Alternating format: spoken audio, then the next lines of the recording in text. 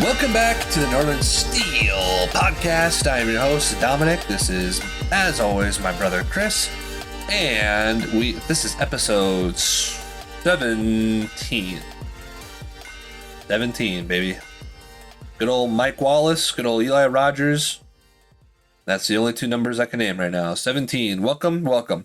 We've been doing a really fun thing on this podcast the past couple weeks. We've been talking to some of you guys, and it's been really fun.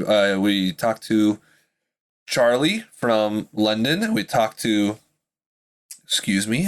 Jay from North Carolina, and it's been a real blast to talk to you guys out there and grow this community and hear what it's like to be a fan for you outside of Pittsburgh.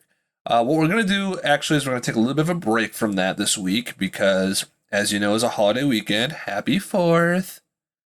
And we know that people were busy and people were traveling and whatnot. So we'll go back to that next week. And you may be saying to yourself, but Dominic, that was so fun to listen to. It was actually enjoyable for once. I know, I hear you. But you just got to suffer through this one, baby. But Dominic, there's no news to talk about. I know. But we're going to do it anyways. And it may be a little bit short, but that's okay.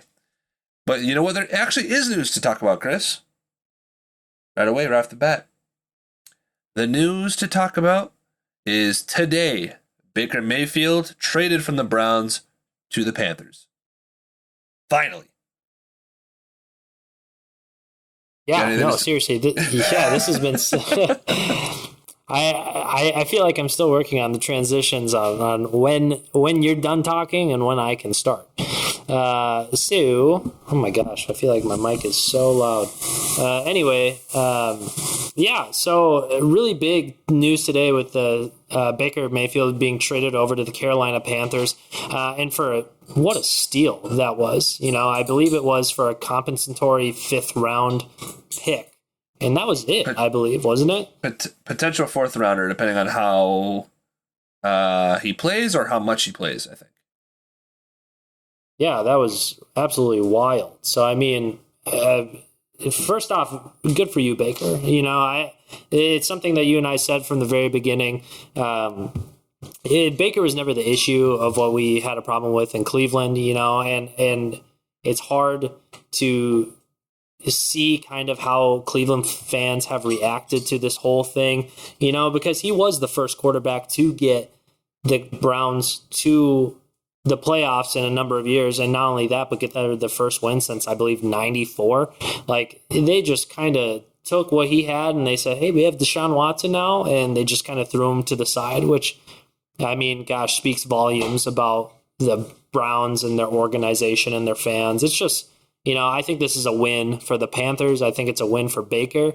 And now there's other things to kind of look forward to. I don't know necessarily if it's like a win for the Panthers because the Panthers traded the barn for Sam Darnold last year, and now they have big quarterback competition coming up. They got Darnold, they got Baker, and they drafted Matt Corral, however you want to pronounce. I don't know. I still haven't figured out how to pronounce it. So I don't know if it's necessarily a win, but I am glad that he's there. Like you said, the Browns, he was a quarterback that was drafted by a team that went 1-31, and he had gave them winning seasons. He took them to the playoffs. They won a playoff game, not the Super Bowl, Browns fans, but a playoff game. And then they got rid of him after a year of injury. Now, the Panthers do play the Browns week 1 this upcoming season. You better believe that Chris and I, and I'm sure a lot of you out there, will be cheering hard for the Panthers. Be big-time Panther fans that week. And we're hoping Baker Mayfield really sticks it to his old team. Because I'm really sick of him. I really am. I hope the Browns lose every game. You may say that's petty. I say you're right. I hope they lose every game. See, and with that, go ahead, Chris. I was just going to say, I hate to backtrack and everything. I do got to go back to why I think it is kind of a steal as far as Carolina goes. Because, yeah, they kind of sent a lot of people over with getting Sam Darnold. And, you know, Sam Darnold was a person that you and I looked at before we realized that he really wasn't that good. And it wasn't just the Jets. effect. It was kind of him, but he even said it himself after this season. He goes, "Yeah, I know I can be a top 3 quarterback." No, you can't, Darnold. I don't believe it. I don't think I'll see it. I don't know how much of a competition there really will be between Baker and Darnold. I'd be more curious to see how Corral will do, or Coral, however you say his name, for the quarterback comp. Yeah, but I'd say, gosh, to get Baker for a compensatory pick and a 5th round at that, it's like, I don't know. I'd say that's pretty dang good for being a former 1st round draft pick. Former number 1. Exactly. They have the number 1 and the number 3 picks from that draft. Sam Darnold was the number 3 pick taken overall. So a lot of pressure there. I mean, I do hope it works out for them but mostly, I guess I don't really care. I guess the Panthers we don't play the Panthers often. That's not really a division rival. However, I do want them to win. I want them to beat the Browns very, very badly. And then also we play Baker because we'll play the Panthers. Potentially, if he wins the starting job, which I think he will. I think we both think he will. I think he's a better quarterback than Darnold. Also, Matt's a rookie. He's going to be riding 3rd string unless they decide to cut or trade away Sam Darnold. Who knows what they're going to do there. But yeah, that's the exciting news. And finally, that's done. We're still waiting on the Deshaun Watson news. I thought we would have that by now. I got to be real honest. It's not looking great for the punishment that I think he should receive. But won't say too much because I don't want to jinx anything. I also don't want to backpedal. We'll just wait till the actual news comes out. Speaking of actual... Oh, go ahead, Chris. Go. Sorry. I was just going to say, at least we know now it's not going to be Baker going for the Browns this year. You know, if Deshaun Watson does get sentenced or, has to serve a penalty of some sort, it's going to be Brissett or Dobbs that we're going to see representing the Cleveland Browns this year. So at least that kind of takes that part out of the equation. Right. And I hope that's the case. Speaking of news, speaking of things that are not, or I had a segue and then you came in. I'm so sorry. It's okay. It's something to do with NFL rumors being not news. However, so it's because there is no news. Let's talk about a little bit of NFL rumors. Small rumor that I have seen I don't know the legs on it. I don't know much about it. It was reported by Mark Cobley. He's a writer for this. He's a Pittsburgh writer, a very well known Pittsburgh writer. I don't know if he's exclusive to the Steelers or not, but he is saying that the Pittsburgh Steelers will offer Deontay Johnson a contract extension, but it will not be north of $20 million. It will be less. If that's true, I don't expect Deontay to take that deal, and it is what it is. We've talked about this. This is now the 3rd time we've talked. Chris and I gave our opinions on this. It kind of is what it is. If they let him walk, they let him walk. If he signs, great. It kind of is what it is. This is the 3rd time that we've talked about this, and at the same time, now it's just kind of more frustrating, and this is something you and I talked about, but Deontay Johnson should have, if we were going to bring up a contract, should have been offered something early on. I mean, obviously, Devontae Adams got his thing way back, and he's not going to get Devontae Adams money. You know, Cooper Kupp, all those guys, they're way out of his league, and those contracts too. What we should have done is we should have been that first one to get there before the Terry McLaurin signing and other signings like that, because obviously Deontay is within that realm. He's within that talent, and he could arguably be placed at the top of that group potentially. So it's like, I don't know that. Well, he could be. I'm not saying that he is. I'm just saying it could be argued. And so it's just, I don't know. I feel like it's kind of an insult to him, especially with how the market is looking right now. Now that we've kind of hit that point, with knowing that it might not be above that $20 million, I almost think, hey, let's not try to sign him this year, kind of see how he does and see if he can earn above that 20 million for next year. And if not, then it's like, I feel like then it's kind of I don't want to say a win-win, because if obviously if we lose Deontay, then that kind of stinks. But yeah, it is what it is. You could take it like you just said. Yeah, we could sign him next year before free agency hits, but you could take it like you said. If he views it as disrespectful, then you could definitely see him refusing to even sign with the team after playing for the year, and regardless signing with somebody else. I think it probably is disrespectful to Deontay Johnson. That's probably how he'll feel about it. I can say that I understand what the Steelers are. If that's what the Steelers decide to do, I can understand it. The amount of production and talent that comes out of college for wide receivers is absolutely insane right now. There is. We've talked about this before with the AJ Brown trade from the draft. There is a consensus, I thought, in the NFL that if you trade, or that you can either pay a receiver a ridiculous amount of money because everyone's making these giant contract numbers right now for receivers that may or may not be worth that kind of money. The market for receivers is really high. Or instead of paying a receiver that kind of money, you can release them, trade them, not get them, and draft somebody who could be as talented or be that kind of receiver in a couple of years. Justin Jefferson immediately came in and exploded on the league. Even AJ Brown was great his rookie year, and I know he's already traded, and they try to replace him. I know you're raising your hand to to say what I'm about to say, but if Deontay goes, the Steelers, we've talked about this, could draft Jordan Addison next year. Mm-hmm. And Jordan Addison is that kind of player, like he's kind of like Deontay in the skill set, and it just replaces that for cheap. Yeah, no, I totally agree. And I mean, like, it in a way, depending on who wins the starting quarterback job, I know at the time, a lot of people were wondering, like, oh my gosh, why did Cincinnati get Jamar Chase? There's that chemistry there with him and Joe Burrow. But to have him be the first pick rather than them getting a lineman at that draft, everyone was like blowing their minds. They're like, what the heck's happening? At the same time, if we do not get Deontay back, like you were saying, heck, like, why not get a guy who can benefit the possible future of our franchise, and someone who already has that chemistry with Mr. Pickett himself? That would be huge. I think right. Why not? Right, and that's the argument. Is that still disrespectful to Deontay? Yeah, maybe. That, and he'll take it that way probably. But that is the business.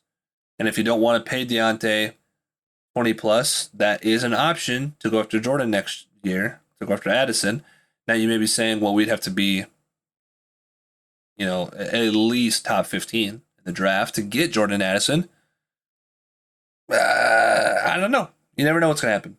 I don't think, I think we could surprise some people. The more I think about it, the more I think about the schedule and our improvements to the team. We definitely could be a lot better than what people think, but you never know what's going to happen. Also, especially having Omar Khan in there, we haven't had a draft with him yet. I know Colbert wasn't really big on trading up or moving around in general, but who knows? I mean, was Colbert really the driving force of a lot of the free agency pickups this year? Was he kind of like working alongside with Omar, and Omar being like, hey, let's go here, let's go there, let's go wherever? There's a big change coming in Pittsburgh, and he could be responsible for, even if we don't get a top 10 pick, moving us up there with whatever capital we might have. No, yeah, exactly. Yeah. So that's kind of, I don't really want to talk about that anymore because we brought that up 3 times, or not, we haven't, but we have talked about this 3 times because people like to talk about it. That's all they want to talk about. But there is a slight rumor going on. Like we said before, whatever they decide to do, it kind of is what it is at that point. Let it rest. Right, exactly. Let it rest until it happens. We promised you the past couple of weeks that we would talk about we gave you our opinion on an all-time Steelers team. And we started with the offense first. And we promised you guys the past couple of weeks that we would do the defensive side of the ball. And now's the day, baby. Now's the time. Yeah, we're doing special teams. Yep. So Special teams it is. If we did special teams, like actually, that would be complete and total recency bias. I don't even know who I would pick, because I know what was it, Gary Anderson was like a kicker. I was just about to say Gary Anderson, but yeah, I'm not picking him. I'm picking Boz all day, baby.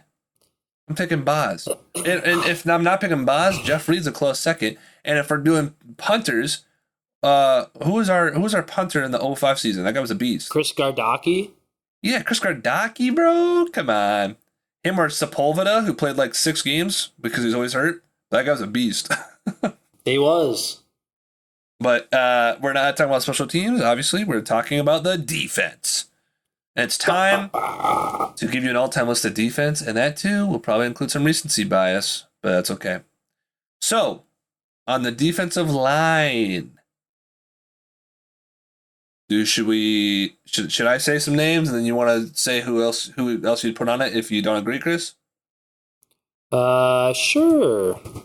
I think I'll be honest. Tackle. I feel like I have all other things down minus the defensive line from the old. So I'm just kind of doing a little quick research here. I'll stall. Defensive line. If you go defensive tackle, gotta do Mean Joe. Got to do Mean Joe Green. There's no other person to put in that spot. I mean, he's been argued as the best or the GOAT for the Steelers, if not one of the best defensive players to grace of this earth. So, I mean, you got to put Mean Joe Green. He's such an icon. You got to love the dude. He's a no-brainer, I feel like, for the all-time Steelers list. Right, and he did play defensive tackle. However, back in those days, they played a 4-3 defense.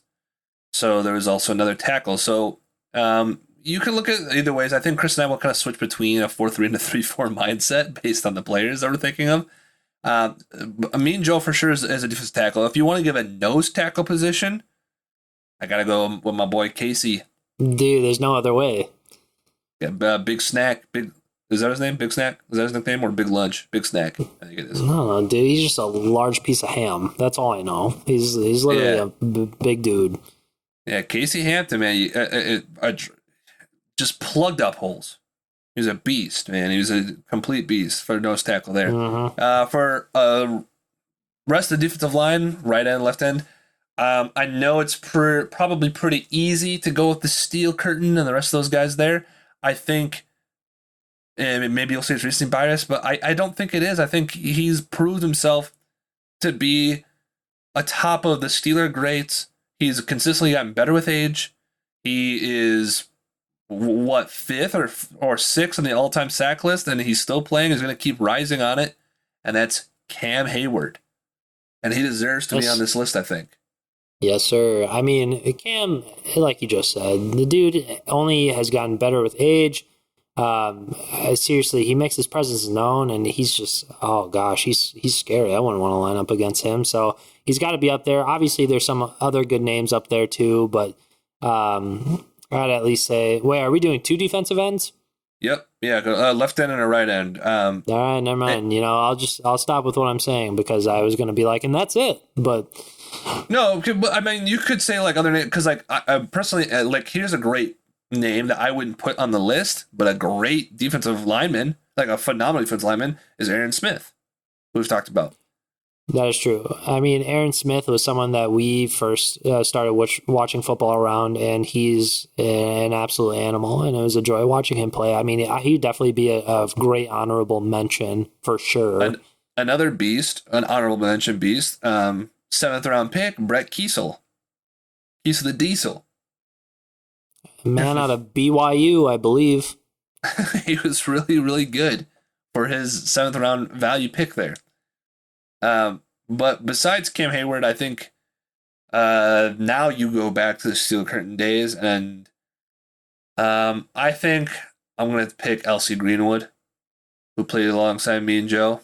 I mean, you could. I'm not completely confident on where Ernie Stotner played, if he played defensive tackle or defensive end. And I know he's one of the members that's retired. Yeah. According to this list, it's defensive tackle is what he played. Okay. Well, I'm not picking him because I'm picking me and Joe. So L.C. Greenwood would be the other defensive end I'm going to take. for sure. And I like what's it. crazy I'll about agree this with you there. is we picked an all-time offensive team, and I think our all-time offensive team was like pretty good, obviously, because we've had some good players. This all-time defensive team, oh man, is going to be it would be nuts. I think about all of them on the field together in their prime. Even that defensive line already. Me and Joe, Casey, Cam Hayward, and Elster Greenwood. Get out of here. What are you supposed to do? You gonna run? You gonna run on that? No. I don't think so. And that leaves us to the linebackers after that.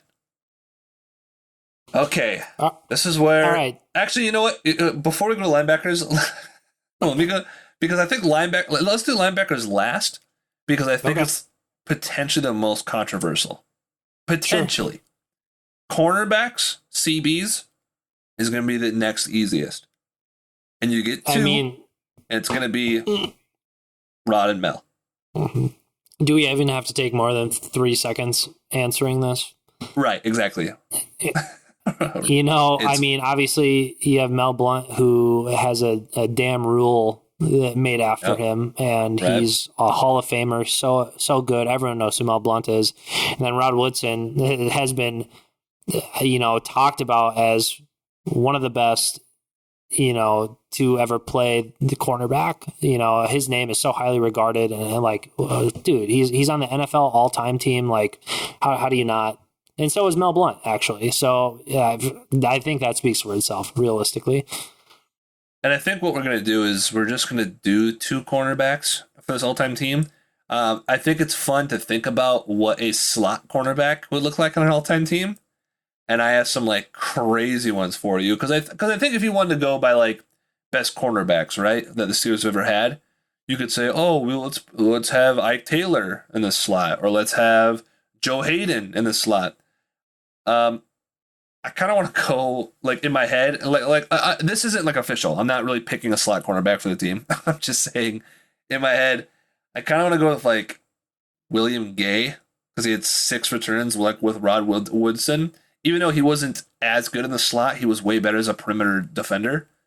But if you're talking about a guy who was really good in the slot, he didn't play for the Steelers very long, but just skill level alone, Mike Hilton, Ernest Bias, was really, really good in the slot. Especially if Hilton would have been able to stay on our team longer. I mean, the dude made his presence absolutely known, and he was just so good. And I hate Cincinnati. That's okay. We stole him back. It's fine. But again, that's not like an official thing. I'm not like naming slot cornerbacks as part of this team. If we're naming cornerbacks, it's Rod, it's Mel. That's it. Not naming anybody else in there. Sure. Safeties is a little pretty easy as well. If strong safety, obviously the GOAT, Troy Polamalu. Who's you gonna pick? That's a really tough one for me. I've been thinking about this a lot, and I think if I really had to pick someone to be at strong safety for the Steelers all-time team, I think I'm going to do Ryan Mundy. Oh yeah, there we go. Ryan Mundy, the Mundinator. That's a great choice. They called him Mundy Bundy. So you just kill people on the field. Exactly. No, of course you got to go Troy Polamalu. He's the GOAT, dude. He's so good. I don't know how you could ever not pick Troy Polamalu at that position. Yeah, it's also the easiest choice ever. Free safety, a little bit harder to choose. And my pick will surprise you. Maybe Crystal's will be different. When I couldn't find an exact definition, if you're an older fan listening to the podcast who had watched the 70s or are more knowledgeable of this, please let us know if there was such a thing as free safety, strong safety back in the 70s. Because I know Donnie Shell was great, and he's viewed as the number 2 safety to ever play for the Steelers behind Troy Polamalu. And I know there's Donnie Shell, and there's one other name on there. Can't remember right now. Carnell Lake? Yeah, Carnell Lake. 2 safeties that are revered as like really, really good. I mean, even Tony Dungy, I think, was a safety for the Steelers. And so safeties are really good. I'm just not sure if they played free safety or strong safety. if they played strong safety, Troy Polamalu's getting the nod. However, I know it's early. I know he's only played for the Steelers for 3 seasons. But I think if I'm thinking about just straight up skill and talent, just pure talent, matched up with Rod and Mel and Troy Polamalu, I might, for all-time defensive list for free safety, might go Minkah Fitzpatrick. Ooh. And I know that's crazy to say, but hear me out, man. Minkah in 3 years with the Steelers has already put in insane numbers from a turnover standpoint, from a tackling standpoint, because he had to, because our defensive line isn't really that great. And he just signed how long was that contract? 4 years? A 4-year extension? That's going to put him on the team for a total of 8 years. And who knows what his stats going to be after 8 years. 8 years is a long time to be in the black and gold if he stays for that whole contract. He might go down as easily the best free safety on the team. It's efficiency. Like Minkah Fitzpatrick is efficient, whether that's, locking down the ball or whatever. And he really didn't get that many opportunities this last year. So I'm not going to knock him on his interception numbers because compared to the last 2 years before that, the dude went off. What was it, like 7 and 6 or 5 or something like that? Like those are really good. I just looked it up. So I think I was wrong. I said that in an earlier podcast when I said that, and that's not right. But he had 5 the first year, he had 4 the second year, and then 2 the year after that. So it's still 11. Good. Yeah, it's still 11 interceptions in 3 years.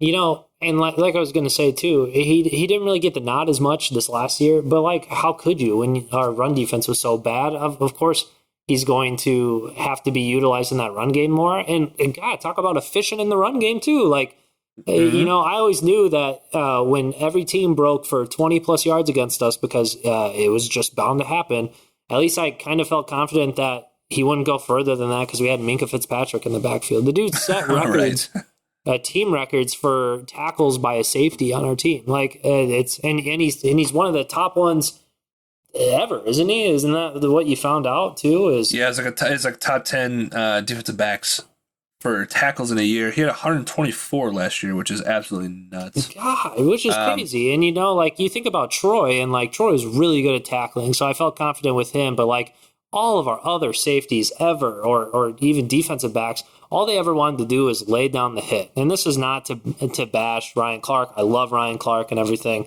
But like a lot of times guys do not want to wrap up. At least I don't worry about that with Minkah Fitzpatrick. The dude always wraps up. He can lay the hit, but he always makes sure that he gets the tackle at least. Ryan Clark was a great complimentary to Troy Polamalu, and it was great for the time it's at. Sometimes I like to picture if Polamalu in his prime and Minkah in their prime played at the same time, and how nuts that would be from a backfield standpoint. Yeah. And I think that's why I got to put him there. I know Donnie Shell's great. I know all those guys are great, but just pure skill, I think I got to put Minkah there. I have mine, and this one may come to you as a surprise. Okay. So it is the man, the myth, the neck, Sean Davis. All right, now hear me out before you. All right, it's not Sean Davis, but at the same time, I don't know. The one thing that gets to me about the Minkah thing is obviously his tenure with the team. He hasn't really been on there super long. Has he made his impact? Yeah, and he'll be on there longer. It's hard not to put Donnie Shell potentially at that. I try not to do recency bias, but like I don't know. That's tough. I feel like it's a toss up. It's Troy for sure, and then one of those two on the second spot. Yeah, I just think I know it's early to say Minkah Fitzpatrick, obviously. But again, like he just played his 3rd year with the team, and he has 11 picks so far with the Steelers, and he's slated to play for 8 years total right now, unless they give him another contract extension. Troy Polamalu, even though a strong safety position, plays more like to on the line, more of kind of like a hybrid linebacker. That's kind of what Troy played too, and he's still got a lot of picks. He's still got 32. They're not the same position. Free safety is supposed to be more of a roamer. That's why Ed Reed has so many picks because he played free safety. And people are arguing about that Harrison Smith is a better safety, but I'm pretty sure he's also a free safety because his picks are similar. So Troy did it all at 32. However, 32 picks, and he played how many years? 11, right? Mm-hmm. Right now, Minka has 11 picks in 3 years. So that's averaging what? Almost 4, right? Yep.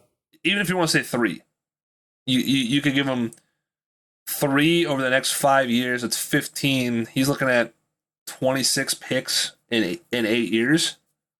Really good. Yeah, I'd say. And that's only 3 picks a year. That's still very, very good. Good numbers. So that's my hot take. That's my hot take pick. But now, even a hotter take, linebackers. You may be thinking to yourself, how can this be a hot take? There's a reason why.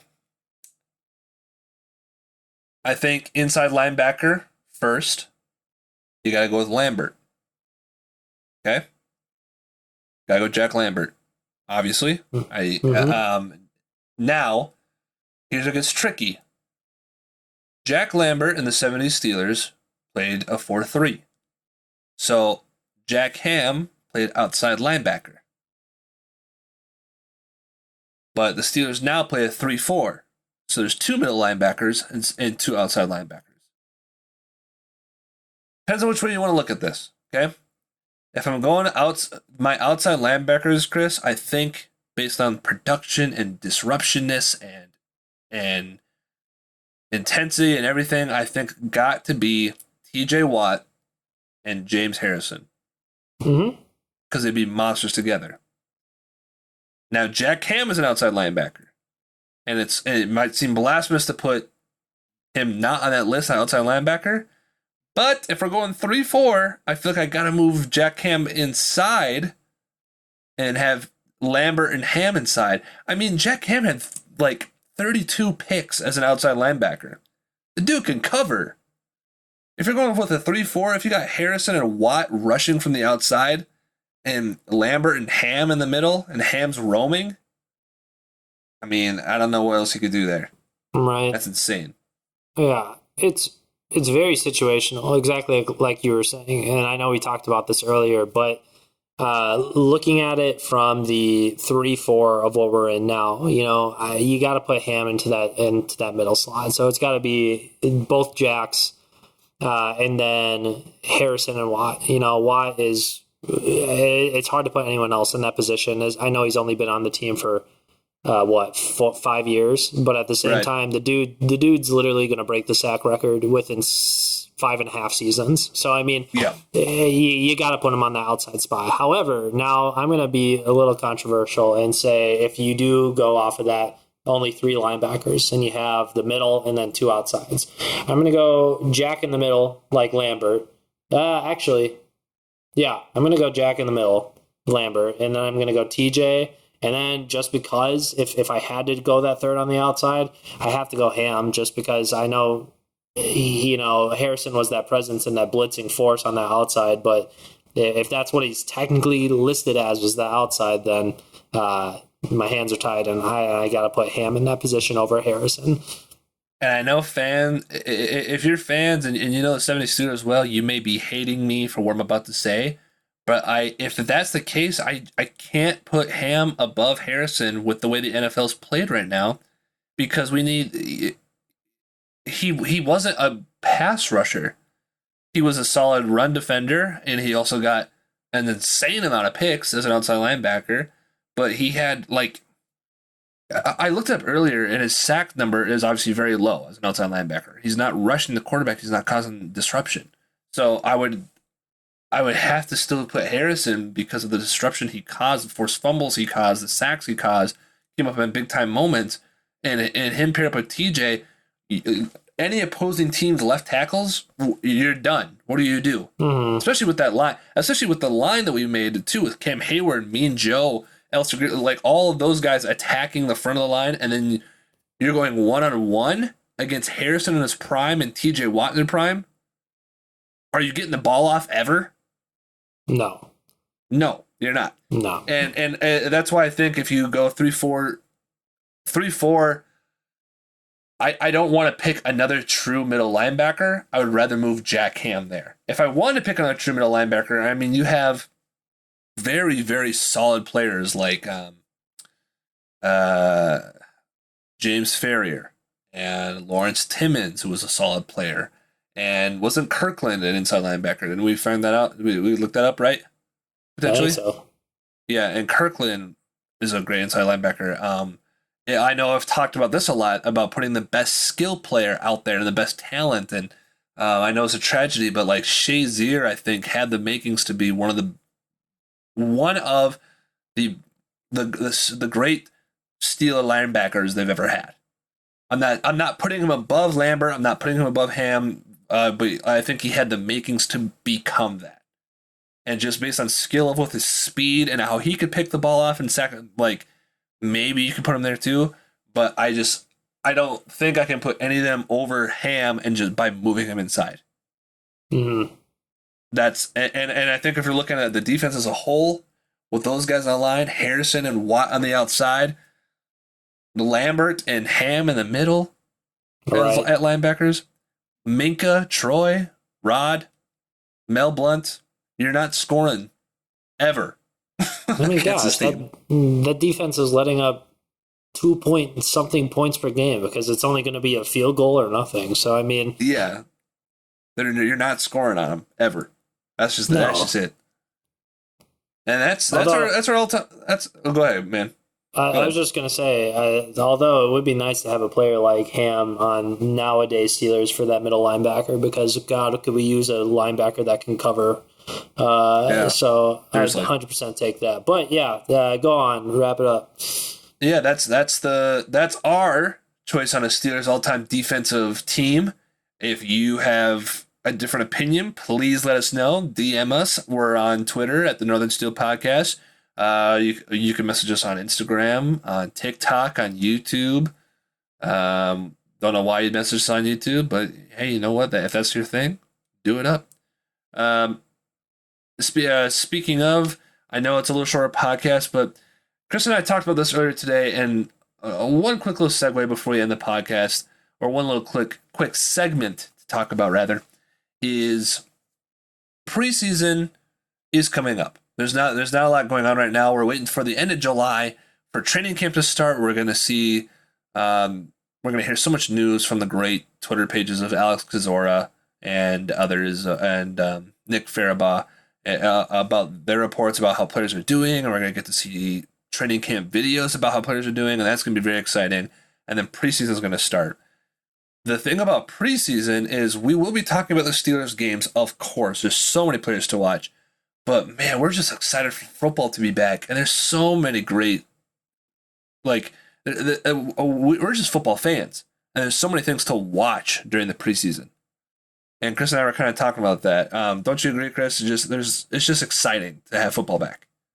Oh my gosh, there are so many big moves during the offseason. And, like, yeah, I mean, football is just such a fun thing. You know, I feel like so many people get together on a Sunday just to, like, you know, and we'll literally just sit and watch, and it just brings people together. I love it. I love the teamwork, everything about it. You know, it's just fun, and I'm excited to see what's going to come in this next season.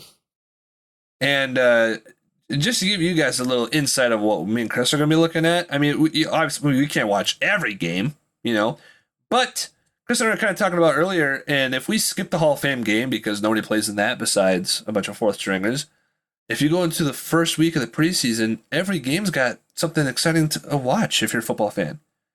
The Giants, actually this game's probably the least fun to watch, but the Giants play the Patriots.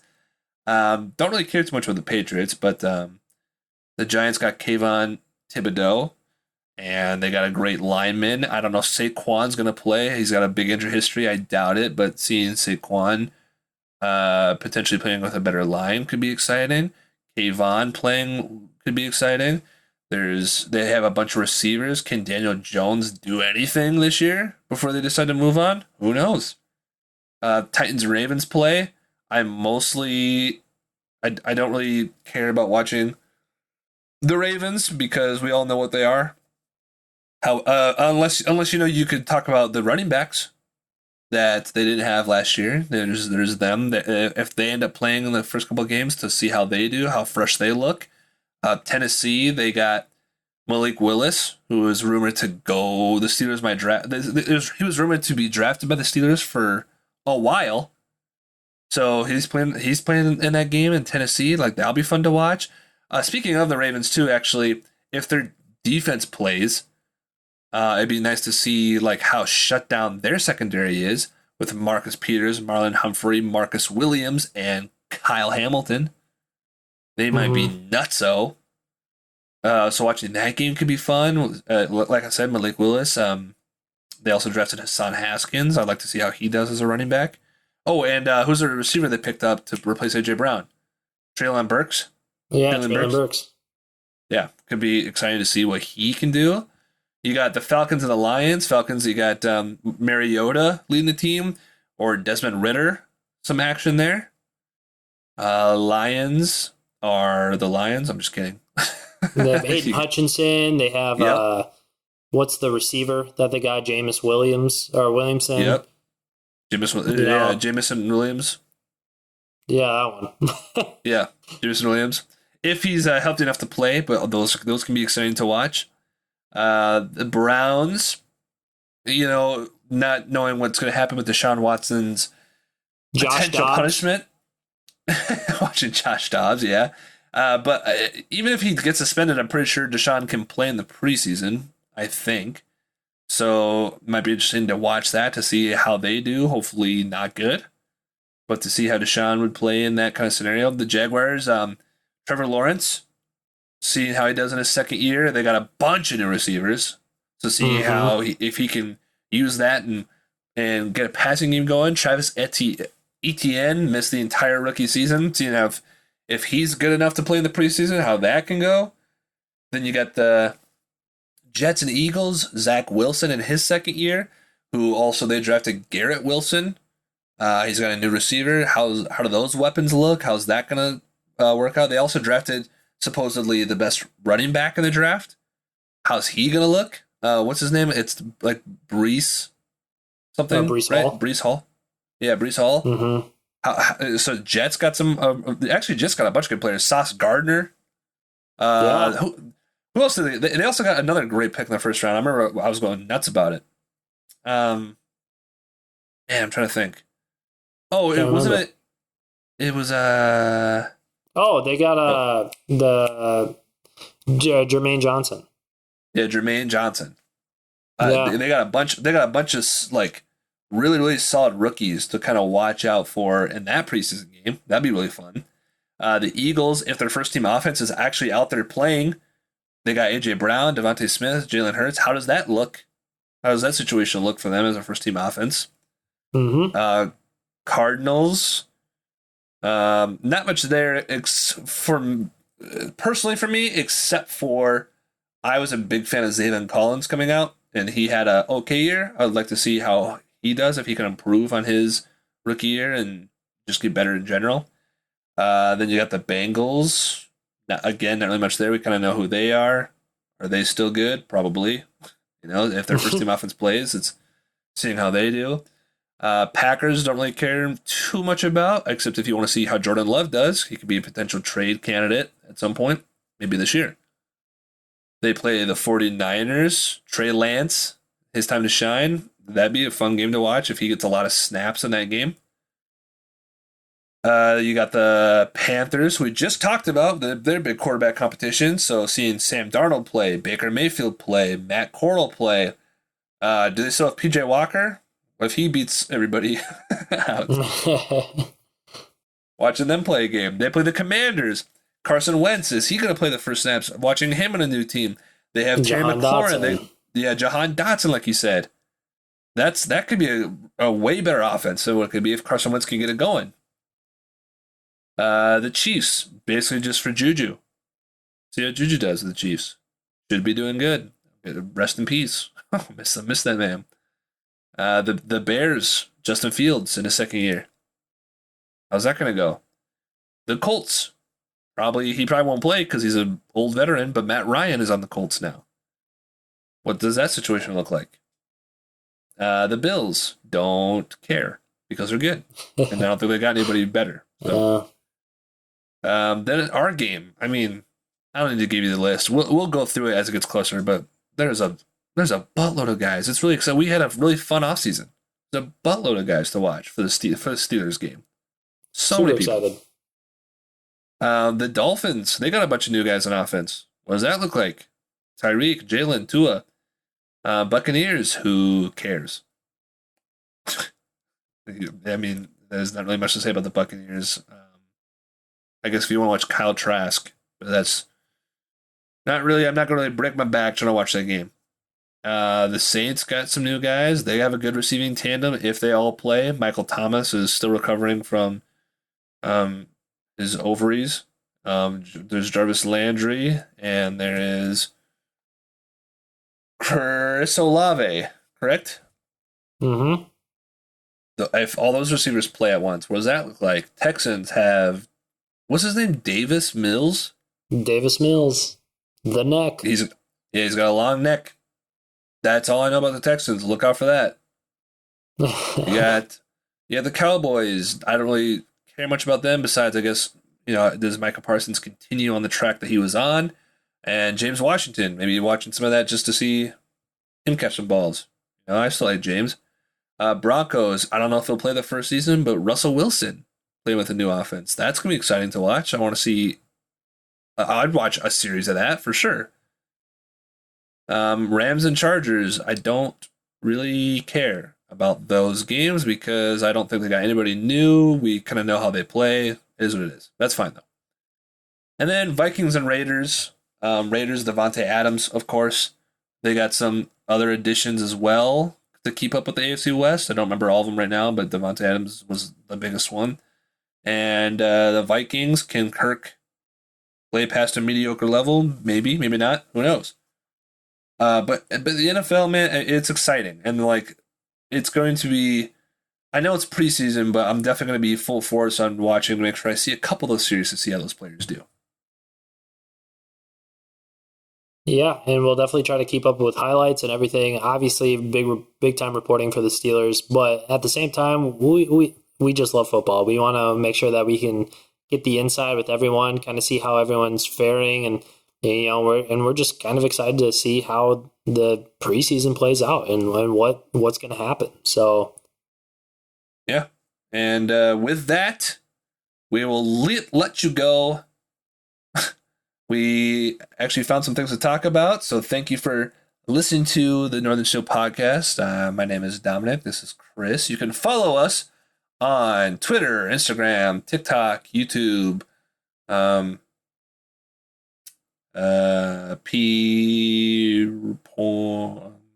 maybe not. Don't follow us there. Chris, you got anything else to say for the people listening? Go Steelers. Yeah, very insightful. Thank you. Thanks. Yep.